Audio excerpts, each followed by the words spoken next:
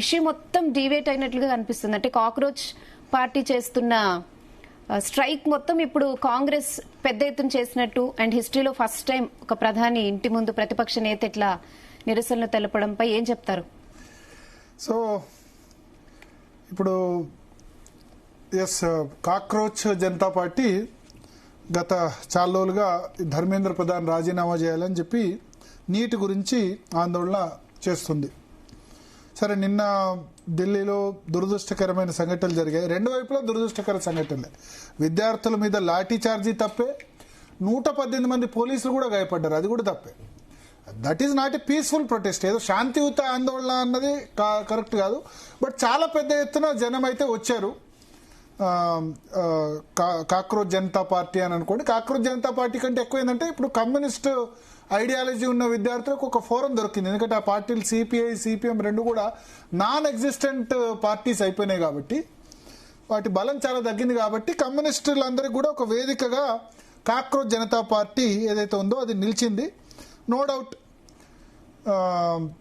ఈ ఏదైతే ప్రొటెస్ట్ చేస్తున్నారో ఆ ప్రొటెస్ట్లో డెఫినెట్గా నీట్ ఇన్నిసార్లు లీక్ కావడం అన్నది ఈ 12 సంవత్సరాల నరేంద్ర మోడీ ప్రభుత్వంలో నేనేమంటానంటే బిగ్గెస్ట్ ఫెయిల్యూర్స్లో ఇది కూడా ఒకటి. 2024లో లీక్ అయింది, 2021లో లీక్ అయింది, 2026 లీక్ అయింది, 3 సార్లు నీట్ లీక్ అయింది కదా. అందులో 2 సార్లు నీట్ లీక్ అయినప్పుడు ఎడ్యుకేషన్ మినిస్టర్ ధర్మేంద్ర ప్రధానే. మరి అకౌంటబిలిటీ ఉండాలి కదా, రెస్పాన్సిబిలిటీ ఉండాలి కదా. అంటే విద్యాశాఖ మంత్రి పేపర్ తయారు చేస్తాడా లేదా అన్నది పక్కన పెడితే ఇప్పుడు ఈ బ్లేమ్ అంతటి కూడా నరేంద్ర మోడీ ప్రభుత్వం మోయాల్సి వస్తుంది కదా.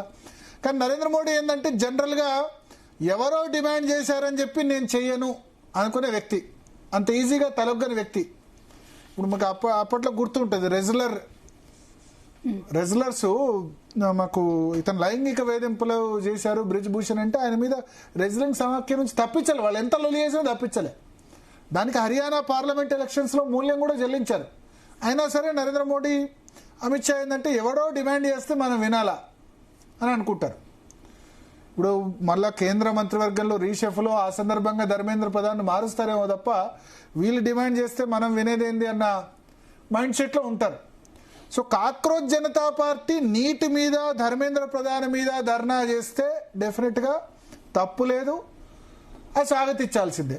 కానీ ఆ ధర్నాలోకి వచ్చి ఆజాదీ నినాదాలు ఇవ్వడం, ఏం ఆజాదీ, ఎక్కడ ఆజాదీ, ఎవరికి? జమ్మూ కాశ్మీర్కి ఆజాదీ ఇవ్వాలట, ఆర్టికల్ 370 రద్దు చేసిన దాన్ని మళ్ళీ పునరుద్ధరించాలట. ఇవేం డిమాండ్లు నాకు అర్థం కాదు.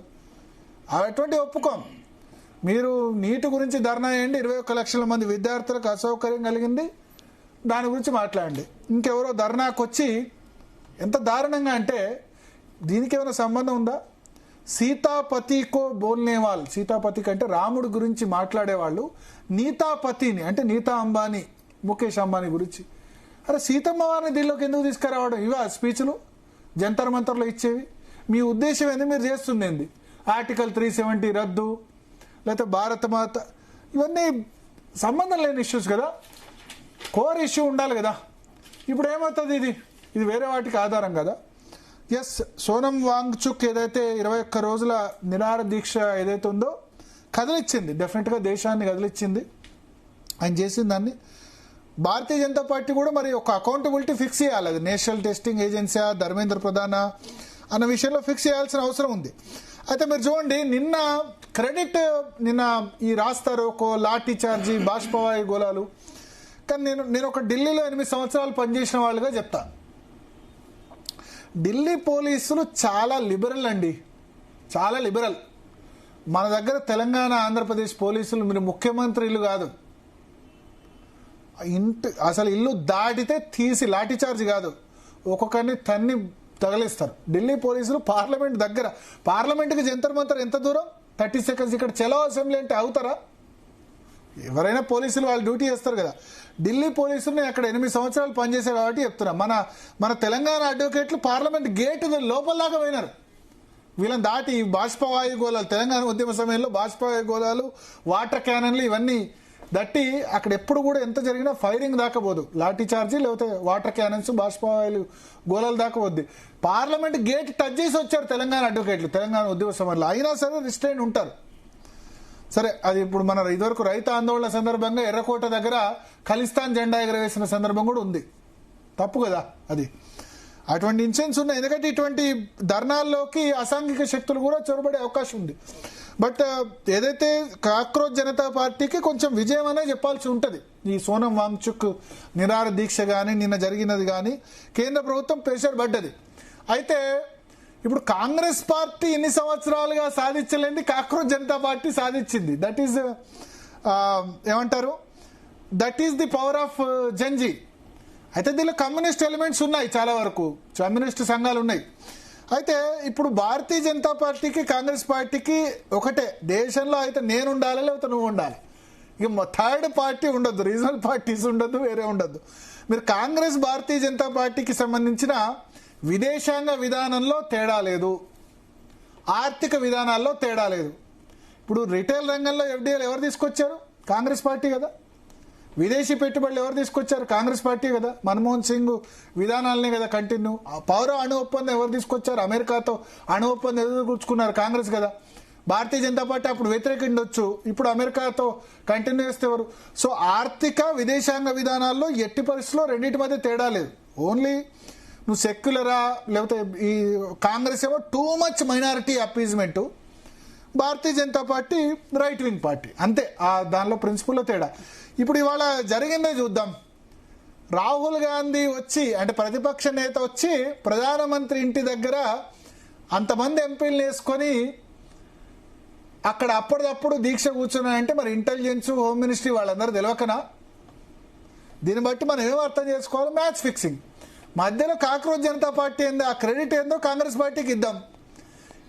ఇప్పుడు ముఖ్యమంత్రి ఇంటి ముట్టడంటేనే ఎంత అలర్ట్గా ఉంటారో మనకు తెలుసు, కనీసం టచ్ చేయకుండా. ఇప్పుడు రాహుల్ గాంధీ అక్కడ ధర్నా చేయగానే విత్ ఇన్ 15 నిమిషాలు వచ్చేసాడు జితేంద్ర సింగ్. జితేంద్ర సింగ్ ఎవరు? ప్రధానమంత్రి కార్యాలయ సహాయ మంత్రి. 15 నిమిషాలు వచ్చి రాహుల్ గాంధీతో చర్చలు. అంటే క్రెడిట్ ఎవరికి ఇవ్వాలి? ఏదో సీజేపీ ధర్నా చేస్తే మేమేదో యాక్షన్ తీసుకున్నామని కాదు, సీజేపీ ధర్నా చేస్తే కాదు. క్రెడిట్ రాహుల్ గాంధీ. ఉంటే నువ్వు ఉందాం, లేకపోతే లేదు. వెంటనే జితేంద్ర సింగ్ వెళ్ళి అమిత్ షాతో చర్చలు జరపడం, ఓ 3-4 గంటలు ధర్నా చేసింది కట్ చేయడం. ఇప్పుడు ప్రధానమంత్రి, ఇప్పుడు మన దగ్గర అంటే ముఖ్యమంత్రి ఇంటికి పోయి ప్రగతి భవన్ ముట్టడి అదే అంటారు, కానీ కేంద్ర ప్రభుత్వం దానిలో ఒక డీసెన్సీ మెయింటైన్ చేస్తారు. ప్రధానమంత్రి ఇల్లు అంటే హై సెక్యూరిటీ జోన్. ఆ ఇంటి ముందు వీళ్ళు ఏం చెప్పారు? మల్లికార్జున ఖర్గే ఇవాళ పుట్టినరోజు, ఆయన ఇంట్లో సెలబ్రేట్ చేసుకుందామని అందరు ఎంపీలు అక్కడికి పోయి సఫ్దర్జంగ్ లేన్ లో ఉంటుంది. సఫ్దర్జంగ్ ఎన్క్లేవ్ లో మల్లికార్జున ఖర్గే ఉంటే సఫ్దర్జంగ్, దాని ఇప్పుడు సఫ్దర్జంగ్ పేరు చేంజ్ చేసి లోక కళ్యాణ్ మార్గ్ అన్నారు. రేస్ కోర్స్ రోడ్ అంటే గుర్రాల రేస్ కోర్స్ జరుగుతుండే, రేస్ కోర్స్ రోడ్ తీసి లోక కళ్యాణ్ మార్గ్ అని నరేంద్ర మోడీ పేరు మార్చారు. సో ఆ రేస్ కోర్స్ రోడ్ నివాసంలోకి వెళ్ళి అక్కడ మల్లికార్జున ఖర్గే ఇంటి నుంచి జస్ట్ 1 కిలోమీటర్ ఉంటుంది. అందరు బర్త్డే సెలబ్రేషన్స్ అని కాంగ్రెస్ ఎంపీలు ఇంటికి వెళ్ళి అప్పటిదప్పుడు వచ్చినట్టు క్రియేట్ చేశారు. క్రియేట్ చేయగానే జితేంద్ర సింగ్ వచ్చి చర్చలు, హై డ్రామా, అన్ని ఛానల్స్ లైవ్ పెట్టేసి, పవన్ కాక్రోచ్ జనతా పార్టీకి ఎవరు లైవ్ ఇవ్వలే. ఇవాళ కాంగ్రెస్ ధర్నా చేసరికి 4 గంటలు మొత్తం లైవ్. కాక్రోచ్ జనతా పార్టీకి అంతా సోషల్ మీడియా ఏమంటారు, ఇన్స్టాగ్రాము, ట్విట్టరు వీటిలో వచ్చింది. సో ఇట్లా ఉంటాయి. అయితే నువ్వు ఉండాలి లేకపోతే నేను ఉండాలి, మధ్యలో ఎవడు ఉండకూడదు. ఇది ఈ రెండు పార్టీలు వాళ్ళు కూడా వాళ్ళకొని ఇప్పుడు అంతే కదా. ఆమ్ ఆద్మీ పార్టీ మీకు ట్వీట్ చేశాడు ఆల్రెడీ సంజయ్ సింగ్, ఏంటంటే ఇదంతా ఫిక్సింగ్ అనిపించట్లే, కాక్రోచ్ జనతా పార్టీ కాదనుకున్నట్టే అని ఆయన ఆల్రెడీ ట్వీట్ చేసిన పరిస్థితి. సో ఇట్లా ఉంటుంది. ఇప్పుడు మైలేజ్ ఇస్తే కనుక క్రెడిట్ వాళ్ళకి ఇద్దాం, ఏదన్నా తీసుకునేది ఉంటే. మధ్యలో ఈ సీజేపీ ఏంది, కొత్త ఫోర్స్ ఏంది, అయితే నువ్వు లేకపోతే నేను, వేరే ఆల్టర్నేట్ ఉండకూడదని. కానీ ఒకటి కాక్రోచ్ జనతా పార్టీకైనా యూత్కైనా చెప్పేది, అంటే ఇప్పుడు కమ్యూనిస్టు సంఘాలన్నీ దీనిలో చేరాయి కాబట్టి విద్య మిగతా వాటి గురించి పోరాడడం మంచిదే. మళ్ళా దీనిలో వేరే ఐడియాలజీ తీసుకొచ్చి ఇంకేదో అవి మాట్లాడితే ఆర్టికల్ 370 లేకపోతే ఇంకెవరినో విడుదల చేయాలి, ఇవన్నీ మాట్లాడితే భారతీయ జనతా పార్టీకి లాభం తప్ప ఏమాత్రం నష్టం ఉండదు. అది గుర్తుంచుకోవాలి. మాట్లాడదాం. దిలీపాచారి గారు ఉన్నారు, చరణ్ కౌశిక్ గారు ఉన్నారు, అడ్వకేట్ శరత్ గారు ఉన్నారు. శరత్ గారు ఉన్నారా?